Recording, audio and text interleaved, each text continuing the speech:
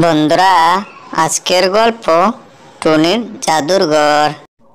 দূরের একটি জঙ্গলের ভিতর একটি গাছের ডালে টুনি তার দুই ছানা নিয়ে বসবাস করত। আর টুনিটি ছিল খুবই গরিব। তার অন্যান্য পাখিদের তুলনায় তার একদমই অবস্থা ভালো ছিল না। তারা একটি ছোট্ট বাসার মধ্যে বসে কোনো রকমের জীবন যাপন করছিল। তারা ছিল খুব সৎ মনের। আর তাদের পাশে আরেকটি গ্রামে অনেক ধরনের পশু পাখি বসবাস করত।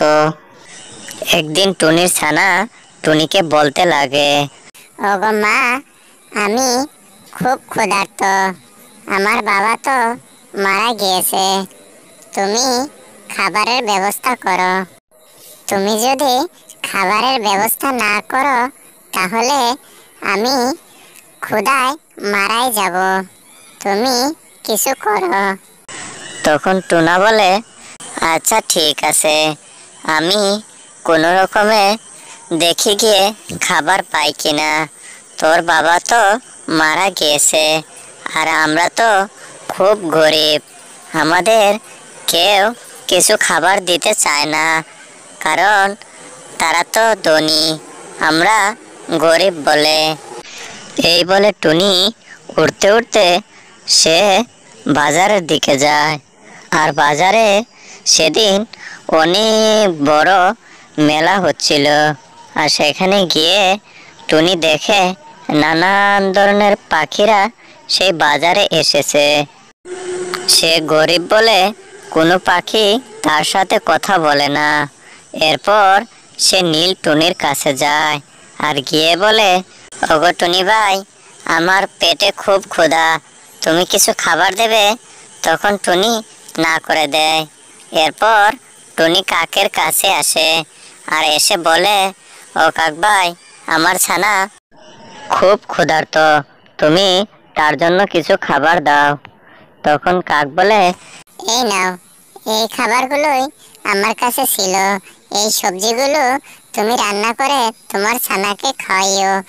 এরপর এভাবেই কিছুদিন কেটে যায়। হঠাৎ একদিন টুনির বাসায় খুব জোরে বৃষ্টি হতে শুরু করে। আর সেই ঝড় বৃষ্টির কারণে টুনির বাসাটি ভেঙে পড়ে যায় আর টুনি খুব কান্না করতে থাকে। তখন টুনি নীলটুনির কাছে যায় আর গিয়ে বলে, আমার ঘর ভেঙে গেছে, তুমি একটু জায়গা দেবে? তখন নীলটুনি না করে দেয়। এরপর কাকের বাসায় যায় আর তাকে ডাকতে শুরু করে। কাককে গিয়ে বলে, ও কাক ভাই, আমার ঘরটা তো ভেঙে গেছে, তোমার ঘরে একটু জায়গা হবে? কাকও না করে দেয়। এরপর টুনি একা গাছের তলে বসে কান্না করতে থাকে। তখনই সেখান দিয়ে একটি সুন্দর পরী যাচ্ছিল। আর পরী তাকে জিজ্ঞেস করে, ওগো টুনি, তুমি কাঁদছো কেন? কি হয়েছে? তখন টুনি সব খুলে বলে। তখন পরী বলে, আমি তোমাকে একটি জাদুর বাড়ি বানিয়ে দিচ্ছি। এরপর পরী সে জাদু করতে থাকে আর জাদু করে সুন্দর একটি বাড়ি বানিয়ে ফেলে। আর টুনিও সুখে বসবাস করতে থাকে। সে পরীর জন্য খুব ভালো দোয়া করছিল। তো বন্ধুরা, আজকের গল্প এই পর্যন্তই। এরকম আরো সুন্দর সুন্দর গল্প পেতে আমাদের চ্যানেলটি সাবস্ক্রাইব করে রাখো।